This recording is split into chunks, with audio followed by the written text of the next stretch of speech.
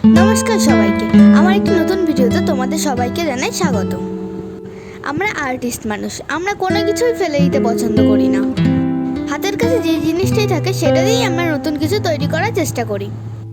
অনেকগুলো রঙের কৌটো দিয়ে আজকে আপনাদের ক্যান্ডেল বানিয়ে দেখাবো। আমরা এটির নাম দেব ওয়াটার ক্যান্ডেল।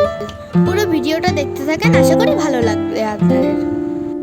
আপনারা চাইলে এটা সুন্দরভাবে ঘরের মধ্যে ডেকোরেশনও করতে পারেন, খুব সুন্দর লাগবে এবং পুরো ঘরেই আলোকিত হয়ে যাবে।